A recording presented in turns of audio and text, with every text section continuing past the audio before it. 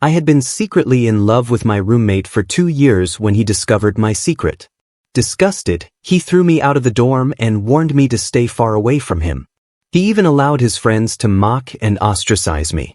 Heartbroken, I drowned my sorrows at a bar. James comforted me, saying he'd ordered a male model for me. In my haze, I agreed. But I never expected that when I woke up the next morning, the man lying next to me would be my roommate's brother. Panicking, I scrambled to pick up my clothes and make a run for it. The next second, I was caught. The man's gaze was cold and unyielding as he stared at me. Running away after sleeping with me? So, you don't plan to take responsibility? That's not what you said last night. I went silent, too afraid to speak, but the man misunderstood my reaction. So, you see me as my brother's substitute? I don't do third parties. Break it off with him or I'm calling the cops. What the hell? When I woke up hungover, my head throbbed painfully. I tried to sit up, but a wave of soreness swept through my waist, like I'd been run over by a truck. I froze, glancing down. I was lying on top of a man. And that man looked strangely familiar. I racked my brain for a moment before it clicked. Wasn't this John Griffith's older brother, Michael Griffiths? I'd seen him before at John's birthday party. He had seen right through my feelings for John and even warned me to stay away from him, saying the consequences would be something I couldn't bear. And now, here I was lying next to him. He was going to skin me alive. I didn't dare think about it further. Scrambling to get up, I ignored the discomfort, hoping to escape. But the next second, a pair of broad hands gripped my waist and pressed me back down. The warmth of his touch sent a shiver through my body. Fragments of last night flickered in my mind. The man's eyes opened and fixed on me. His pale gray eyes lingered on the clothes I clutched in my hands for a few seconds before he spoke, not giving me any chance to deny it. Running away after sleeping with me? Not planning to take responsibility? I covered my face, staying silent, just hoping he had a bad memory and wouldn't recognize me. Reality, however, was harsh. Michael's cold voice came, sounding like a reaper summoning me from the depths of hell. Desmond, look at me. He grasped my chin forcefully, making me meet his gaze. Do you remember what you said last night? Are you trying to deny it? Or are you still hung up on my brother? Was I just some form of consolation for you? I squeezed my eyes shut, praying this was all a hallucination. Memories of last night surged forward, me clinging to him, whispering filthy words that I wouldn't dare say aloud while sober. God, I'm a decent college student. How the hell did I say such dirty things to my crush's brother? Seeing my silence, Michael's expression grew colder. His features were sharp and defined, his high-bridged nose and tightly pressed lips highlighting his displeasure. Let's get this straight. I don't do third parties. You slept with me, you need to take responsibility. Cut ties with my brother, or I'm calling the cops. He grabbed my phone from the floor and held it out to me, signaling for me to make the call. But I was never with his brother. Facing his predatory gaze, I stammered out an explanation, stumbling over my words to explain that John and I were never together. He raised an eyebrow, seemingly pleased with my answer. My number. Save it. Call me if you need anything. I'll take you to freshen up first, and I've already booked a restaurant for us. After breakfast, I'll drop you back at school. I nodded in humiliation, but then I suddenly realized I wasn't wearing any clothes this whole time. Good. I was mortified. Without even looking, I grabbed the clothes nearest to me, threw them over myself, and darted into the bathroom. The moment my feet hit the cold tile, my legs nearly gave out. Michael's quick reflexes kept me upright. His gaze lingered awkwardly over the marks that peppered my skin. Do you want me to help you shower? He asked, eyes sincere. I refused vehemently and slammed the door behind me, cursing James under my breath. Damn it, didn't he say he booked a male model for me? How did it end up being Michael Griffiths? Has the Griffiths family fallen that far? Breakfast was awkward, and I was just about to make an excuse to leave when Michael pointed to the bite marks on his neck, his eyes brimming with a peculiar kind of grievance. You really don't want to take responsibility, huh? Guess I'll call the cops then. How had I never noticed Michael was so shameless? Clearly, I was the one who got the short end of the stick. I rejected Michael's offer to drive me back to the dorm, but the moment I turned around at the school gates, I ran straight into the person I least wanted to see. John. His expression stiffened when he saw me, and he strode over with unmistakable disgust on his face. I thought you left. What are you doing back here? You've got 2 days to move out of the dorm. If you don't, I'm throwing your stuff out myself. His harsh words stung, and I lowered my head, avoiding his scornful gaze. I never imagined that my feelings for John would repulse him so much. He couldn't even stand my presence. I was just about to turn away when John's gaze sharpened, and his expression twisted with rage. He threw down the basketball in his hands, stormed over, and grabbed my collar.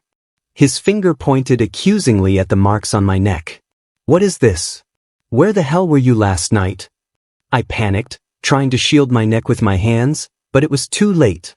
John's eyes flickered with understanding, and his grip on my collar loosened, replaced with revulsion. His voice grew louder. Who did this, huh? Desmond, are you that cheap? Will you just spread your legs for anyone? His eyes were bloodshot as he glared at me, like he wanted to tear me apart. Students gathered around us, their eyes judgmental and whispers slicing through the air like daggers. The dorm room was a mess. The bedding had been thrown to the floor, trampled with footprints. Books from my desk were scattered everywhere as if the place had been ransacked. My 2 other roommates stared at me when I walked in.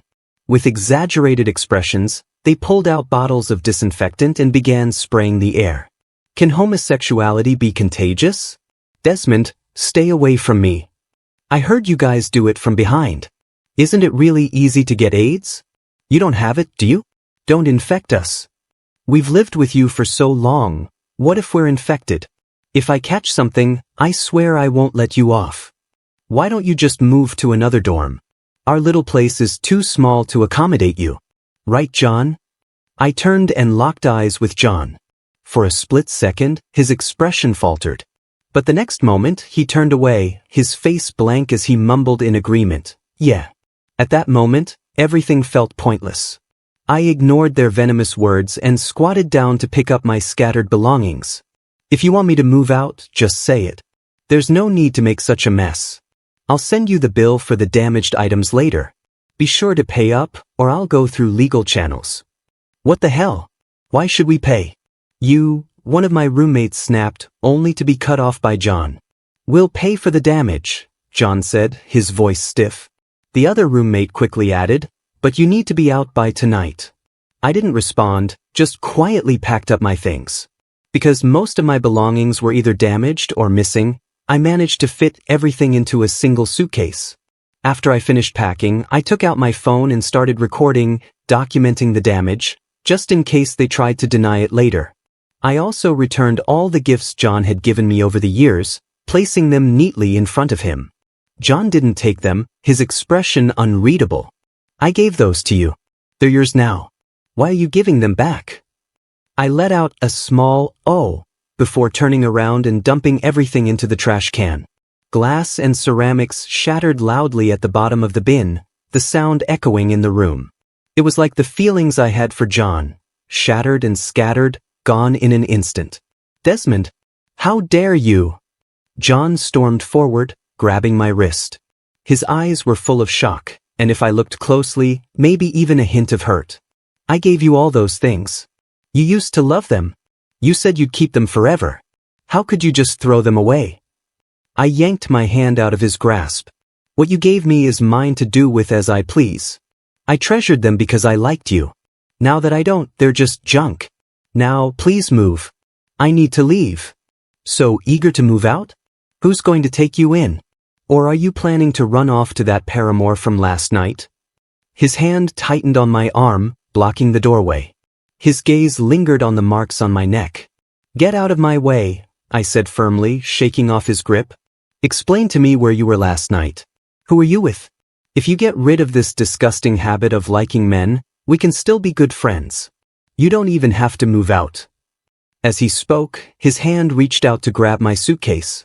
I stepped back, watching him with a hint of disbelief. He was the one who wanted me gone, and now he was stopping me? Did my liking him trigger some kind of split personality? If that was the case, I might really owe him an apology. I dodged his attempt to snatch my luggage and gave him a colder look. Who I was with last night and what I did is none of your business. Isn't that a bit too controlling, John? And for the record, being gay isn't a disease. If you don't understand, you can read a book. I don't want to be your friend. I don't lack friends, thank you. Now, kindly move aside. John's gaze darkened, and his words came out tangled. Private business? Didn't you say you liked me? How could you sleep with someone else? And if you move out, do you really think there's a dorm that would take in someone like you? Stay here. We can still be friends. I'll pretend I don't know about your feelings. We can act like it never happened. Being gay is a sickness. I'll help you get better, okay? Just don't go mixing with those paramours. The door creaked open again before I could respond. Michael's tall frame cast a shadow into the room. He stepped inside, his gaze sweeping over us before narrowing slightly, dark emotions simmering in his eyes. What's with all the grabbing? Let him go, he said coolly. John froze when he saw him. I took the chance to pull my hand free. Brother, what are you doing here? Michael lifted his gaze lazily to look at John but didn't respond. He turned to me instead. What happened to your dorm? Did a thief break in? Why is your bed the only one ransacked? Need help? I shook my head and looked back at John, my voice calm. If you think I'm sick, then maybe you shouldn't be around me. You wouldn't want me to infect you. With that, I turned to leave. You're not going anywhere. John shouted. He spun towards his brother, desperation edging his tone. Brother, stop him. He's moving out to shack up with that paramour. What if he gets sick? He didn't come back all night. What if he got tricked by some random guy? Did he not know his own brother had wanted me to stay far away from him since the beginning? Michael's brows knitted slightly at John's words, his icy gaze settling on him. That paramour you're talking about is me. Desmond is an adult, not your property. Who he sleeps with is none of your business. Now, let go of your sister-in-law. I stared at Michael in disbelief. Did he just come out? And since when were we together? Last night was just an accident. What do you mean? You and him last night? John's face paled, his expression shattering as he glanced between Michael and me. His voice came out strangled, as if each word pained him. Brother, what are you saying? You were together last night? Michael raised an eyebrow at him, his tone flat and disinterested, as if discussing the weather. Is there a problem? Are you out of your mind?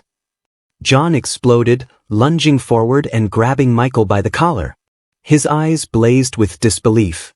Do you even know who he is? He's a disgusting homosexual.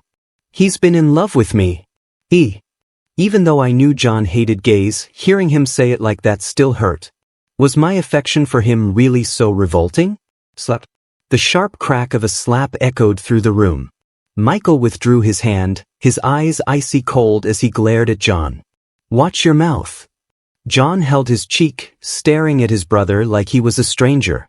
I stood frozen, my heart pounding, not expecting things to escalate like this. Nor did I expect Michael to hit John, for me. Michael didn't give me time to process it. He turned to me, his voice softening a bit. Are you done packing? Let's go. Our two roommates gaped at us, their hands frozen in midair, the disinfectant bottles dropping to the floor. I nodded stiffly, and Michael took my suitcase from my hands, leading me out. John stumbled forward, blocking our way, his eyes red with fury. Desmond, tell me the truth. What the hell is going on between you and my brother?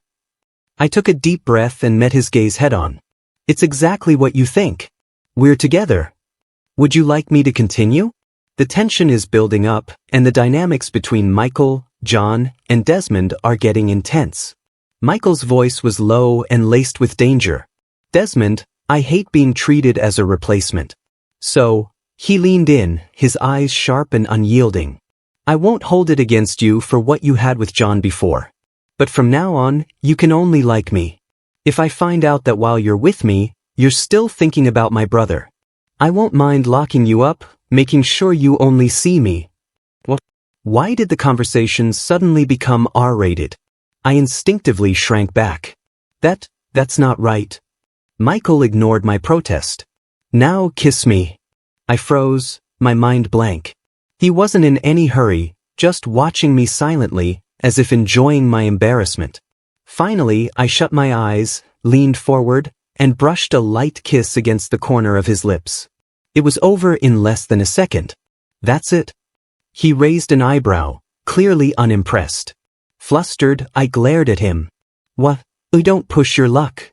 Michael chuckled, his laugh deep and rich, before grabbing the back of my head and crashing his mouth against mine. This kiss was anything but gentle. It was possessive and demanding, his tongue prying my lips apart, stealing the air from my lungs. My entire body softened, my fingers clutching tightly to his shirt without realizing it. He only pulled back when I was gasping for breath, his thumb brushing the damp corner of my mouth. That's a real kiss. Got it? Why are you crying? His long fingers gently wiped the tears from the corners of my eyes. I glared at him in frustration but didn't dare say anything back. Michael restarted the car, his tone light. Now, I'm going to take you somewhere. Where? Our home. He said it as casually as if he were discussing the weather. But I was utterly stunned. I never agreed to live with Michael. But I didn't dare refuse. Just then my childhood friend James called, his voice scratchy and hoarse. Hey, how are you? That old bastard grabbed me last night. I just got my phone back. Sorry about yesterday. Did you get back to school? Are they still talking crap about you? And John, that bastard. He didn't do anything, did he? If it's too much, come stay at my place for a few days. Don't listen to those idiots. I glanced at Michael, who was focused on the road, and whispered, I'm fine. I already moved out. It's not convenient to talk right now. I'll meet you at our usual spot and tell you everything. The next second, I heard a sharp, cold voice from James's end of the line. If you go back to that bar, I'll break your legs. Then there was a flurry of rustling, followed by James's irritated shout. Thorley, are you insane? Stop eavesdropping on my calls. Get lost. Whether I drink or hire male models is none of your business.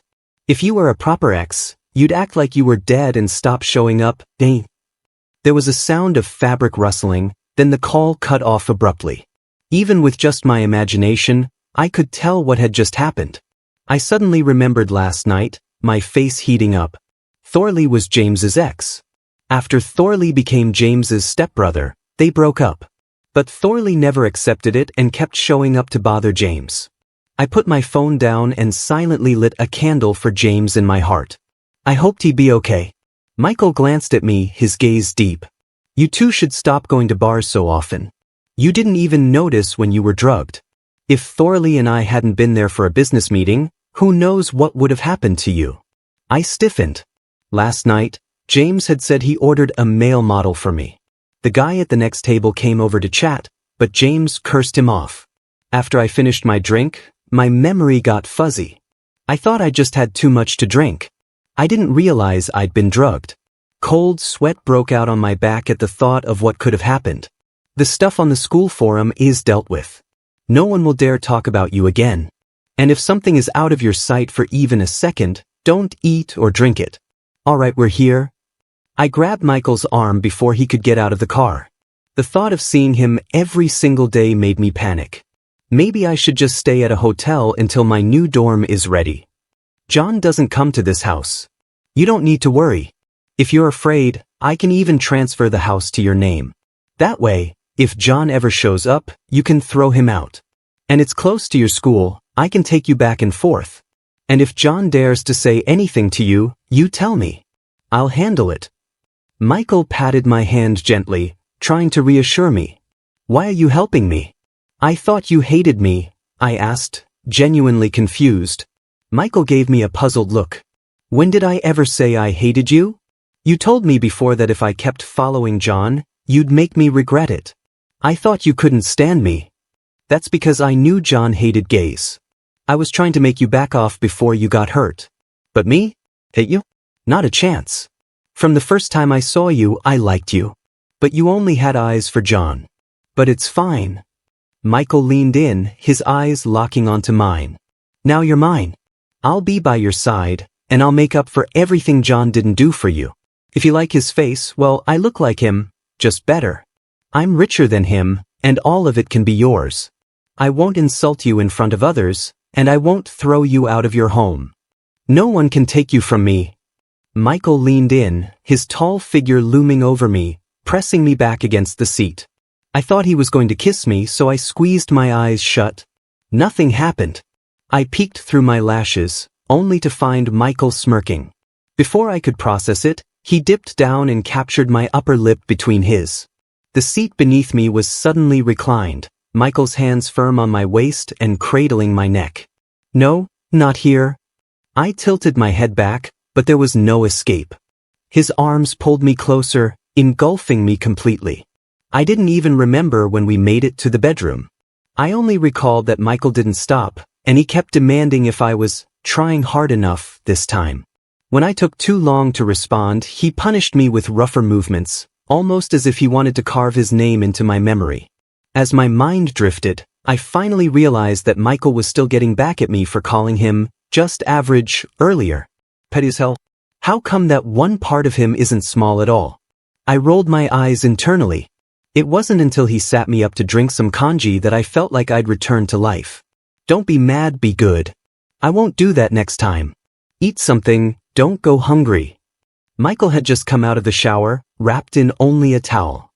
His skin glistened with droplets of water that traced the lines of his abs down his defined torso. Red scratches marred his back. Some were deliberate, but most were just the result of losing control. I swallowed, suddenly feeling hot. I accepted the bowl, trying to make conversation. "What time is it?" 2:30 in the morning. "I already called your school and excused you. You don't need to worry." That wasn't what I was worried about. 6 hours. Was he a beast? The heartbreak from before had vanished. All I wanted was a good night's sleep. "Have you been with my brother these past few days? I asked your classmates for your schedule, and they said you haven't been in class. Is it because you don't want to see me, or is it because my brother won't let you come to school?"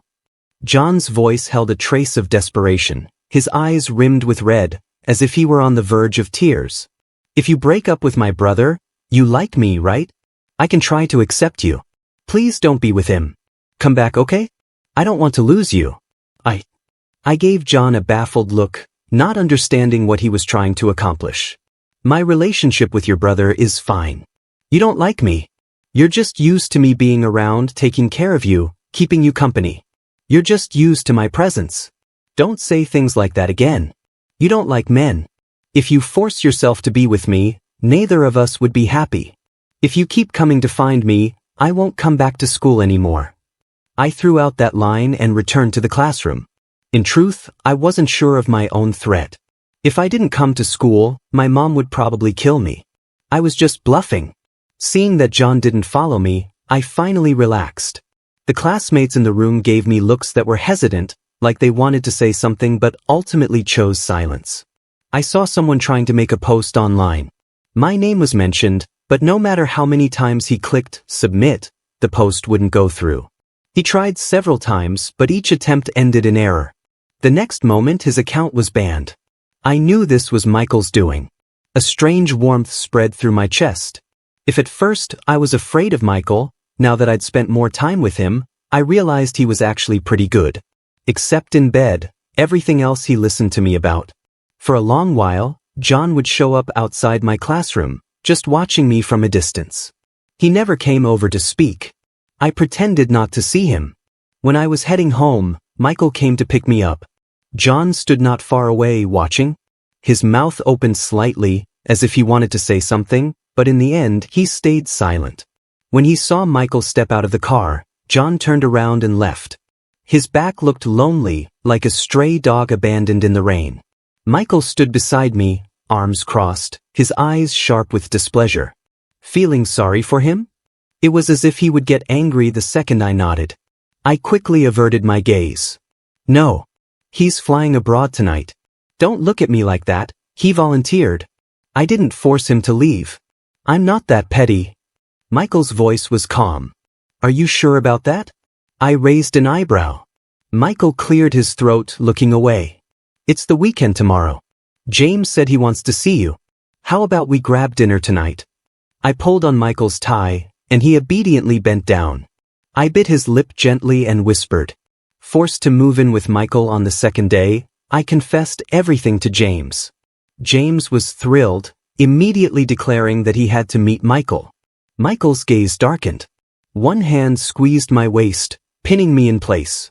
His voice was husky. How about the day after tomorrow? Tonight might not be convenient. I was about to ask what he meant when, in the next second, Michael scooped me up in a bridal carry and loaded me into the car. Gentle.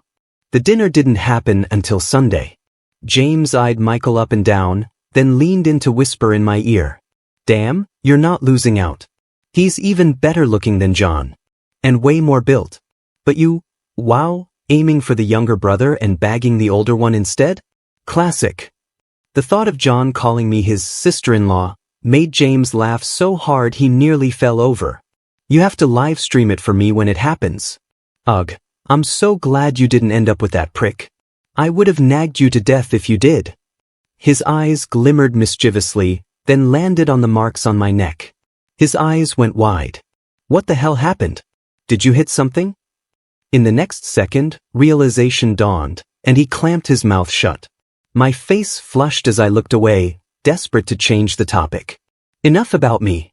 Let's eat. Did you come alone? Where's that guy? Did you two fight again? Who cares if he came or not?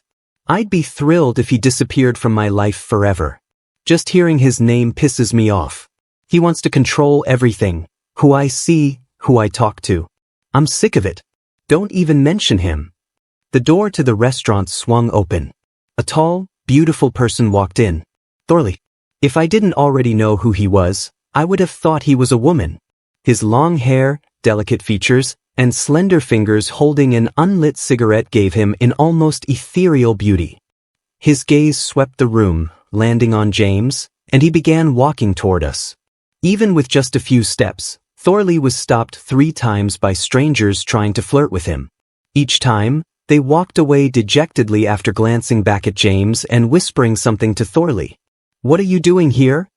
James's tone was harsh, but there was a hint of satisfaction he couldn't quite hide. I looked back and forth between the two of them and silently sat down. Michael was on a call, but the moment I sat down next to him, he draped his arm naturally around my waist and ended the call. I leaned against him and watched James and Thorley with curiosity. Did you invite him? I asked. Michael didn't deny it. He asked for the location, so I sent it. 3 years later, Michael proposed. The day after I said yes, he whisked me away to get married overseas, almost like he was afraid I would change my mind. I found it amusing. Only later did I realize it was because John was coming back. Even after so many years, Michael was still terrified of me seeing John again. He still didn't feel secure. The mere mention of John's name had him bracing like a soldier going to war, desperate to separate the two of us for eternity. Everyone thought Michael was the dominant one in our relationship, but in reality, it was me.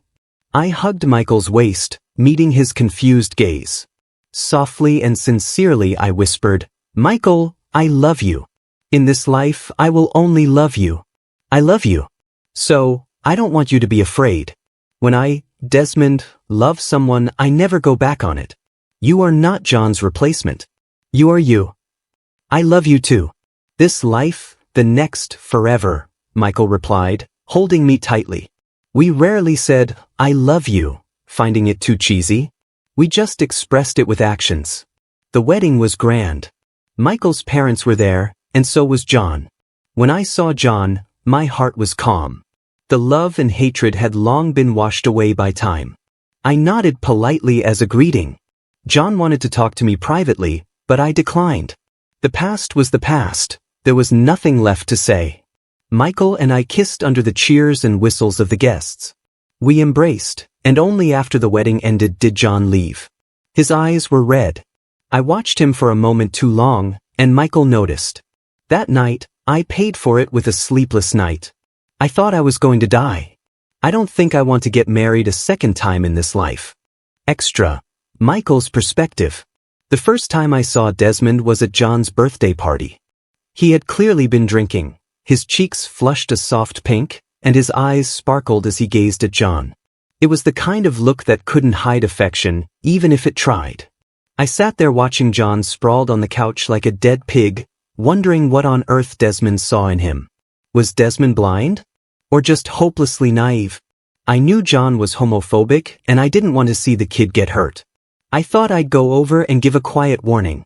But the words came out colder than I meant them to, like a reaper's whisper from hell. Desmond flinched when he heard me, his eyes wide and trembling. His body shook slightly, as if terrified and unsure why I'd suddenly lashed out at him. Yeah, I scared him. I sighed inwardly and turned to leave. No use making things worse. But just as I turned, I felt a tug at the hem of my coat. I looked back, and there he was. Big, misty eyes staring up at me, fear shimmering in them, but trying hard to stay calm. "Can you not tell him?" he asked, voice small. "I don't want him to hate me." My heart gave a strange thud. I told myself it was annoyance. I turned again to leave. This wasn't my business. But he didn't let go. He held on. And because of my movement, the force yanked him forward, making him stumble. I instinctively reached out to steady him, only to trip myself. And just my luck, I fell right on top of him. Our lips touched. His lips were soft, warm. My mind went completely blank. Desmond's eyes flew open in shock. And at that moment I heard it, my own heartbeat, loud like thunder in my ears. Shit. I was falling for my little brother's crush. I practically ran out of that place. But from then on, I started noticing Desmond. I'd randomly drop by John's campus. He thought I was checking in on his grades. As if I cared. I just wanted to see Desmond. He was so cute. How could he have such terrible taste? What did John have that I didn't? When I saw Desmond drugged at the bar, the first emotion that hit me was rage. What the hell was John doing, letting him end up in a place like that? Was no one watching out for him? At first, I planned to take Desmond to the hospital and call John. But the second Desmond kissed me, everything else vanished. Screw John. Desmond was mine now. Why should someone else get to have him, just because they came first? I'd fight for him. I'd take him, keep him, love him, because I never believed in sitting back and watching from the sidelines. The end. Thanks for stopping by. Subscribe and hit the notification bell so you don't miss out on any new videos.